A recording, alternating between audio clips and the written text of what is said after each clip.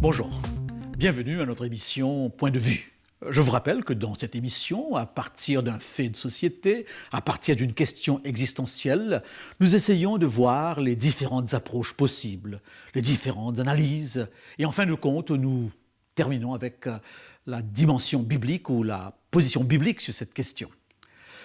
L'histoire est remplie de mythes et de légendes. Par mythe, nous voulons dire croyances sans fondement, croyances inspirées par la rumeur. Ces mythes et ces légendes touchent les événements, les faits, touchent des personnages importants, ce qu'ils ont fait, ce qu'ils ont dit, leurs phrases célèbres. Ces mythes, ces légendes touchent aussi très souvent des découvertes scientifiques. Je pense par exemple à l'empereur Constantin, qui a été un élément extrêmement important dans l'évolution du christianisme. A-t-il vraiment eu cette vision sur ce fameux pont Melvius avant de livrer une bataille importante? Une vision où il aurait vu une croix, où il aurait entendu une voix lui disant « Avec cette croix, tu vaincras ». Est-ce une légende ou est-ce une vérité historique? Est-ce qu'il a vraiment pris son baptême juste avant sa mort? À quand pouvons-nous dater la conversion de Constantin? Ce sont des questions qui demeurent avec des réponses claires parfois et floues dans d'autres circonstances suivant les historiens. Je pense aussi à cette célèbre phrase de Malraux qu'on répète constamment aujourd'hui avec le retour du religieux. Le XXIe siècle sera religieux ou ne le sera pas. Il semble que Malraux n'a jamais prononcé cette phrase. Je lisais dernièrement un dossier du Nouvel Observateur sur la psychanalyse. Faut-il en finir avec la psychanalyse?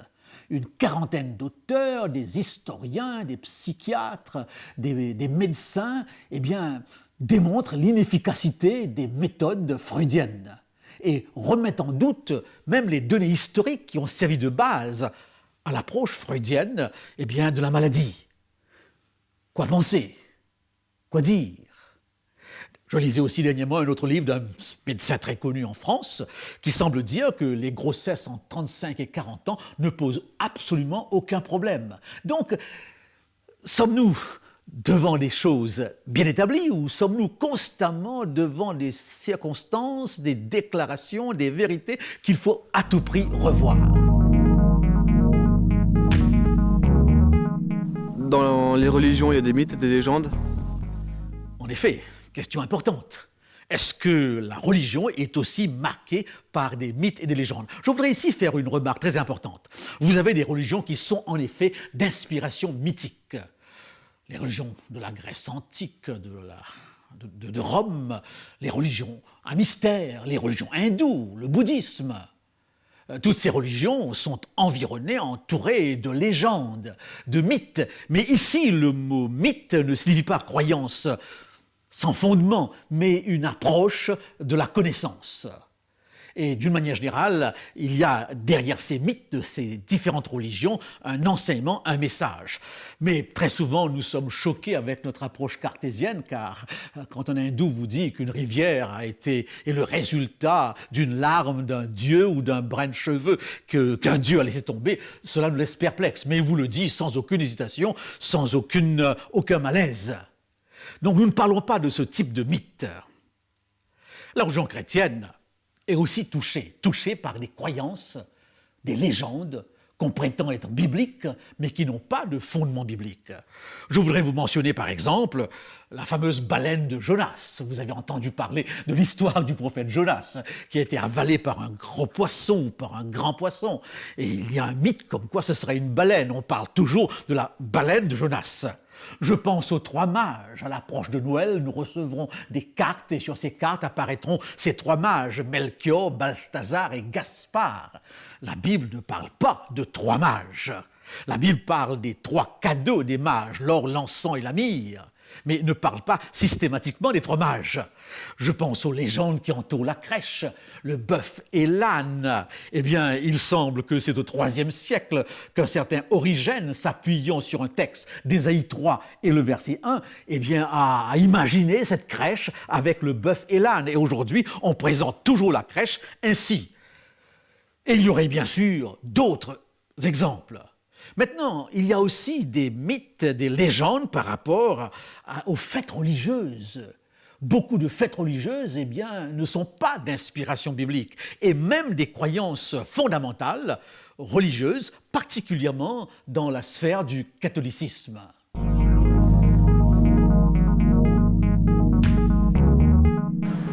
Comment expliquer l'existence de mythes dans la religion chrétienne ?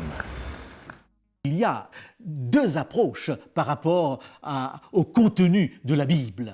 Une approche qui est profondément biblique, qui se trouve dans le texte biblique, dans sa version protestante particulièrement, et une approche qui touche la version catholique, qui contient un certain nombre de livres que les protestants considèrent comme étant non inspirés. On les appelle communément, ces livres, des livres apocryphes. Il faudrait savoir que parallèlement aux évangiles circulaient d'autres livres sur la vie de Jésus-Christ.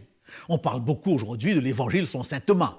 Beaucoup de mythes et de légendes qui ne sont pas fondés sur le texte biblique tel que le protestantisme le conçoit viennent de ces apocryphes. Voilà donc une première explication. Une autre explication serait la tradition par rapport à la révélation. Dans l'approche protestante, la sola scriptura, c'est-à-dire la Bible seule, constitue la base de la foi. Et il y a une approche assez libre du contenu biblique. Il n'y a pas un magistère qui définit la direction. C'est pour cette raison que dans la sphère protestante, il y a une multitude de dénominations, car il y a une plus grande liberté de l'approche du texte. Mais dans l'Église catholique, vous avez parallèlement à la révélation, la tradition, le magistère. Dans un système où vous avez un personnage, il y a un caractère infaillible, automatiquement, on peut avoir, au travers de l'histoire, un enseignement parallèle à la révélation, et cette tradition est considérée dans l'Église catholique comme étant autant importante, autant véridique que la tradition. Laissez-moi vous donner deux exemples très simples. Vous avez entendu parler de ce livre écrit par Jacques Dukens, très connu, sur Marie. Et l'Express nous a fait tout un dossier sur ce livre et a interviewé ensuite Jacques Dukens sur son livre. Et Jacques Dukens explique les choses suivantes. Marie est un personnage important dans l'Église catholique. Marie est important dans l'art.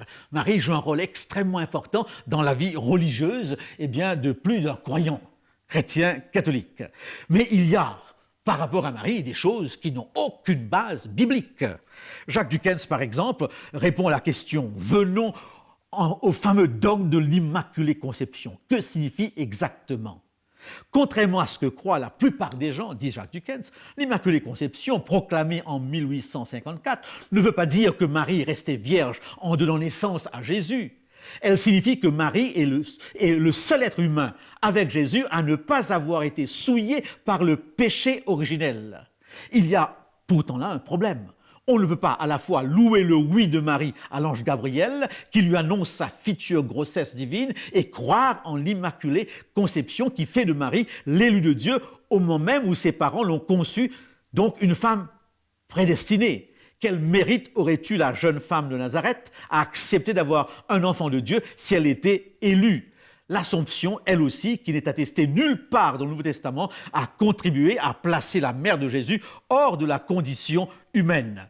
Et Jacques Dukens conclut en disant « Les deux derniers dogmes sur Marie n'ont pas leur source dans les Écritures ». C'est une déclaration, c'est à la suite de déclarations papales tout simplement.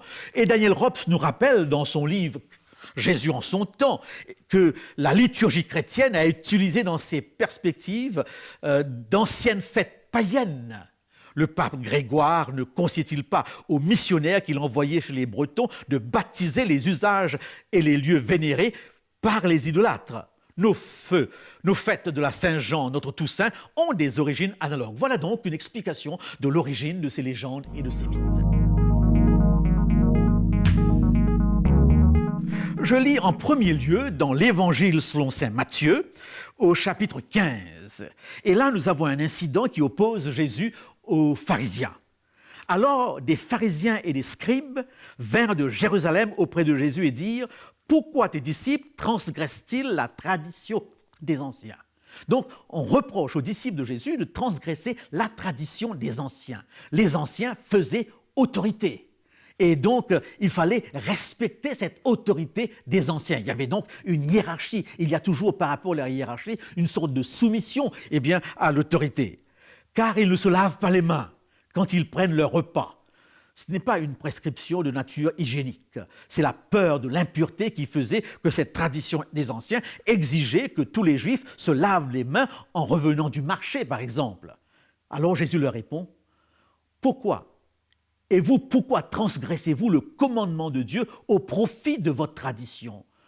Car Dieu a dit, honore ton père et ta mère, et celui qui maudira son père ou sa mère sera puni de mort. Ce honore ton père et ta mère est un commandement du décalogue, mais vous dites, celui qui dira à son père ou à sa mère, ce dont j'aurais pu t'assister est une offrande à Dieu, n'est pas tenu d'honorer son père ou sa mère.